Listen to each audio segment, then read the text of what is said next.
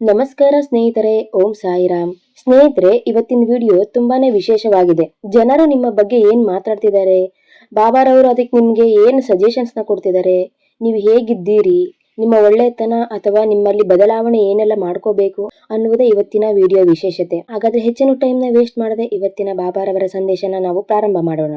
ಬದುಕಿನ ಈ ಪಯಣದಲ್ಲಿ ನೀನು ಒಂಟಿಯಲ್ಲ. ನೀನು ಮೌನವಾಗಿ ಅತ್ತಾಗ ನನ್ನ ಕಣ್ಣೀರನ್ನು ಒರೆಸಿದ್ದು ನಾನೇ. ನೀನು ಸೋತಾಗ ನಿನಗೆ ಅರಿಯದಂತೆ ಬೆನ್ನು ತಟ್ಟಿದ್ದು ನಾನೇ. ನಿನ್ನ ಬಗ್ಗೆ ಜಗತ್ತು ಆಡಿಕೊಳ್ಳುವ ಮಾತುಗಳು ಕೇವಲ ಶಬ್ದಗಳಲ್ಲ, ಅವು ನಿನ್ನ ವ್ಯಕ್ತಿತ್ವದ ಪ್ರತಿಬಿಂಬಗಳು. ಇಂದು ನಾನು ನಿನಗೆ ನಿನ್ನ ಬಗ್ಗೆ ಜಗತ್ತಿಗಿರುವ ಕುತೂಹಲದ ಹೂರಣವನ್ನು ವಿವರವಾಗಿ ಹೇಳುತ್ತೇನೆ, ಕೇಳು. ಅಂದರೆ ನಿಮ್ಮ ಬಗ್ಗೆ ಜನರು ಯಾವೆಲ್ಲ ಅಭಿಪ್ರಾಯಗಳನ್ನು ಹೊಂದಿದ್ದಾರೆ ಅಂತ ಬಾಬಾರವರು ಹೇಳೋದಕ್ಕೆ ಹೊರಟಿದ್ದಾರೆ. ತಾಳ್ಮೆ ಎಂಬುದು ಕೇವಲ ಕಾಯುವುದಲ್ಲ, ಕಾಯುವಾಗಲೂ ನನ್ನ ಮೇಲೆ ನಂಬಿಕೆ ಇಡುವುದು. ನಿನ್ನ ಘನತೆ ಮತ್ತು ಮೌನ. ಜನರು ನಿನ್ನನ್ನು ಕೇವಲ ಒಬ್ಬ ವ್ಯಕ್ತಿಯಾಗಿ ನೋಡುತ್ತಿಲ್ಲ, ಬದಲಾಗಿ ಒಂದು ಸ್ಥಿತಪ್ರಜ್ಞ ವ್ಯಕ್ತಿತ್ವವಾಗಿ ನೋಡುತ್ತಿದ್ದಾರೆ. ನೀನು ಏನನ್ನು ಕಳೆದುಕೊಂಡಿದ್ದರೂ ಅಥವಾ ಯಾವುದಕ್ಕೂ ಕಾಯುತ್ತಿದ್ದರೂ ನಿನ್ನ ಮುಖದಲ್ಲಿರುವ ಆ ಮಂದಹಾಸ ಅವರಿಗೆ ಅಚ್ಚರಿ ಮೂಡಿಸುತ್ತದೆ. ಇಷ್ಟೆಲ್ಲ ಕಷ್ಟಗಳಿದ್ದರೂ ಇವರು ಇಷ್ಟು ತಾಳ್ಮೆಯಿಂದ ಇರಲು ಹೇಗೆ ಸಾಧ್ಯ ಎಂದು ಜನರು ನಿನ್ನ ಆಂತರಿಕ ಶಕ್ತಿಯ ಬಗ್ಗೆ ಆಳವಾಗಿ ಚರ್ಚಿಸುತ್ತಿದ್ದಾರೆ. ಗೃಹ ಸೌಭಾಗ್ಯದ ಮಾದರಿ.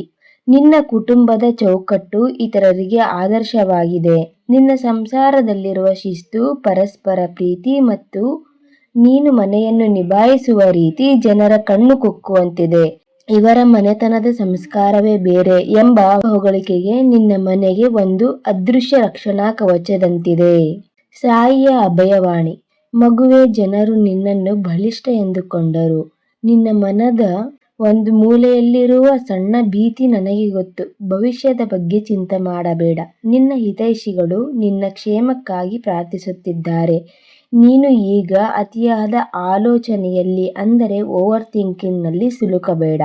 ನಿನ್ನ ಮುಂದಿರುವ ಅವಕಾಶವನ್ನು ಗಟ್ಟಿಯಾಗಿ ಹಿಡಿ.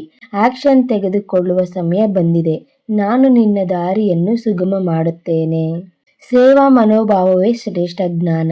ಅಹಂಕಾರವನ್ನು ಬಿಟ್ಟು ನನ್ನನ್ನು ಸೇರು. ಆಧ್ಯಾತ್ಮಿಕ ತೇಜಸ್ಸು ನಿನ್ನಲ್ಲಿ ಹೆಚ್ಚಿನದಾಗಿದೆ. ನಿನ್ನ ಸುತ್ತಮುತ್ತಲಿನವರಿಗೆ ನೀನು ಒಬ್ಬ ಸಾಮಾನ್ಯ ವ್ಯಕ್ತಿಯಾಗಿ ಕಾಣುತ್ತಿಲ್ಲ. ನಿನ್ನಲ್ಲಿ ಒಂದು ವಿಶೇಷ ದೈವಿಕ ಕಳೆ ಇದೆ ಎಂದು ಜನರು ಗುಸುಗುಸು ಮಾತನಾಡಿಕೊಳ್ಳುತ್ತಿದ್ದಾರೆ. ಇವರ ಮಾತುಗಳಲ್ಲಿ ತೂಕವಿದೆ. ಇವರಲ್ಲಿ ಏನೋ ಒಂದು ನಿಗೂಢ ಜ್ಞಾನವಿದೆ ಎಂಬ ಗೌರವ ಅವರಲ್ಲಿದೆ. ನಿನ್ನ ಮೌನವೇ ಅವರಿಗೆ ನಿನ್ನ ಶಕ್ತಿಯಾಗಿ ಕಾಣುತ್ತಿದೆ. ಕಾಯಕದ ವಿಜಯೋತ್ಸವ.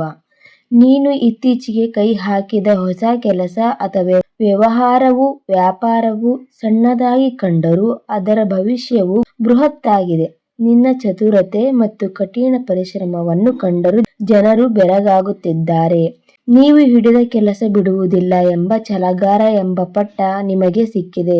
ಯಶಸ್ಸಿನ ಮೆಟ್ಟಿಲುಗಳು ನಿಮ್ಮ ಪಾದಗಳ ಹತ್ತಿರವಿದೆ. ಸ್ವಭಾವದ ಎಚ್ಚರಿಕೆ.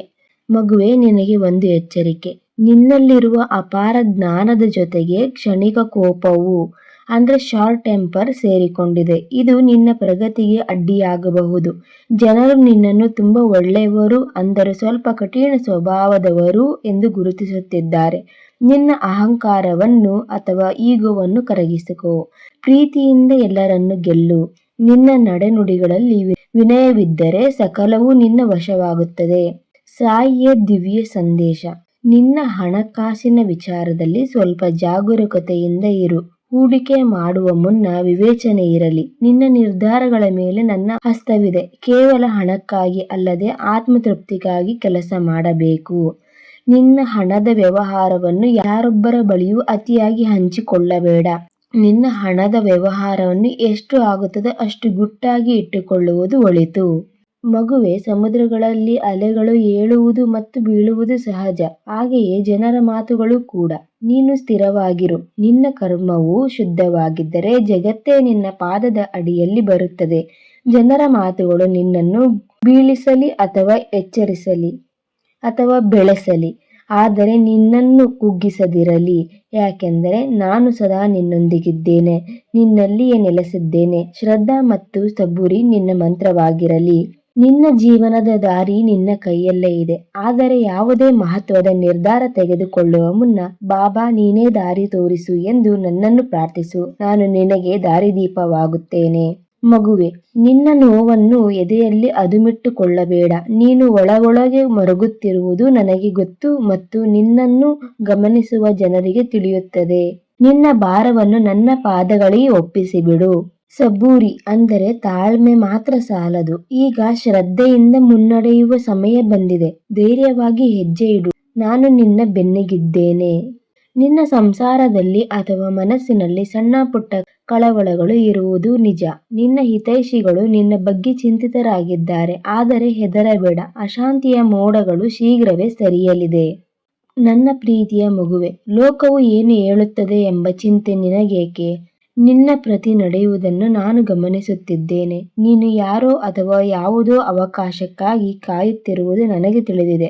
ನಿನ್ನ ತಾಳ್ಮೆ ಮತ್ತು ಶ್ರದ್ಧೆಗೆ ತಕ್ಕ ಫಲ ನೀಡುವವನು ನಾನಾಗಿದ್ದೇನೆ. ಕಟ್ಟಕಡೆಯದಾಗಿ ಜನರ ಮಾತುಗಳಿಗೆ ಅತಿಯಾಗಿ ತಲೆಕೆಡಿಸಿಕೊಳ್ಳಬೇಡ.